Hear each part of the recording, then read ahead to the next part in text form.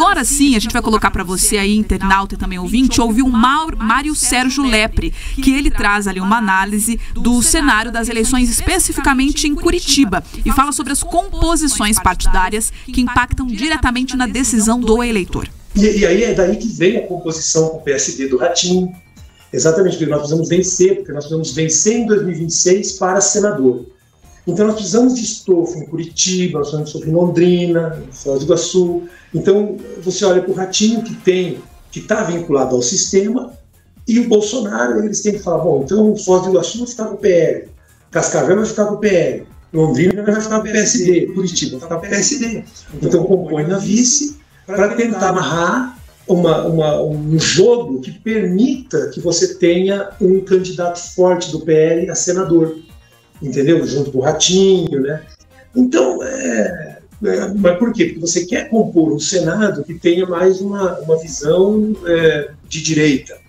E aí você precisa do partido. Então é um jogo bastante complicado, eu diria, sabe? Mas é muito interessante que isso esteja acontecendo em Curitiba, porque isso mostra, né, para o Brasil inteiro que há um setor da sociedade, que hoje a Cristina representa, que é um setor que vamos dizer assim, nós temos uma ideologia, nós somos puristas, nós queremos governar dentro dessa ótica, sem nos vender, sem compor com setores do sistema, e isso é uma discussão que está muito forte em Curitiba, e eu acho que essa discussão é brasileira, né? Então vamos ver o que o eleitor de Curitiba vai decidir. E aí, em decidindo, a Cristina, por exemplo, vamos imaginar, se vitoriosa, no dia 1º de janeiro de 2025, a prefeitura, então, muda de mãos e ela vai ter que trazer secretários. Tá, e portanto, Pedroso, como é que você vê essas duas posições aí? Olha só, você consegue perceber a análise inicial, né, do Frederico sobre a questão das redes sociais e essa análise sobre os partidos. Na verdade, a pergunta que permeia as duas análises é a seguinte: o que de fato tem influenciado o eleitor? É aquilo que ele é impactado diretamente no seu smartphone, no seu telefone, ou aquilo que os grupos políticos conseguem mobilizar? Porque é isso, quando a gente enxerga, né, 2024 com essa lente de 2026, a gente está perguntando, é relevante você ter essa capilaridade, você ter os prefeitos, ter os vereadores, para que projetos nacionais, projetos estaduais sejam viáveis? Enfim, nós temos as duas análises possíveis, Mark.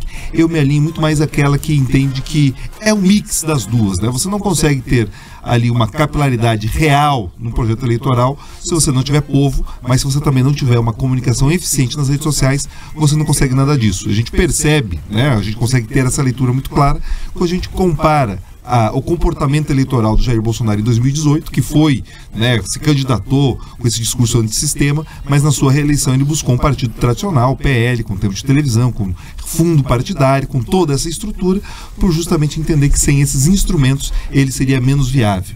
E o meu histórico, né, de análise é que todos os candidatos, quando têm à disposição esses tipos de recursos, Mark, raramente abrem mão deles. Pedroso, eu concordo com o mix, né, de soluções e problemas, mas também é verdade que há nos pensadores da política um certo descompasso com a realidade. Alguns ainda insistem em tomar para si a chamada agenda da campanha, e isso não existe mais. O que é a agenda da campanha? Antigamente, você tinha lá os principais marqueteiros, né, os principais presidentes de partidos políticos. A agenda da campanha vai ser o emprego, a agenda da campanha vai ser o meio ambiente, a agenda da campanha vai ser a segurança.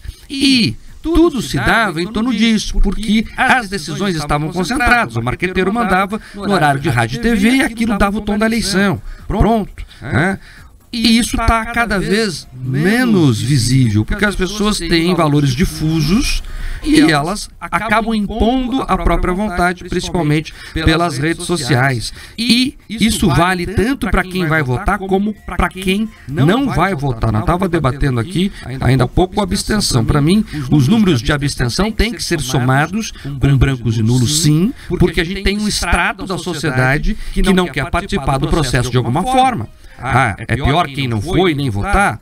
na leitura de algumas pessoas isso pode ser verdade. Mas para mim, quem vai e também diz que não quer participar do processo, tem mais força ainda. Se a gente junta aqui em Curitiba a abstenção de 27, mais 4 e 4 de brancos e anulações, nós temos 36%, Pedroso. É mais de um terço da sociedade que, de alguma forma, não quis participar do processo. Então, essa coisa de querer definir, né, o que o eleitor vai achar importante ou não, já passou, e tem os marqueteiros tradicionais, tem os pensadores tradicionais que não se atentaram a isso ainda. Perfeito, Marcos Souza. Esse sentimento que você compartilha é real.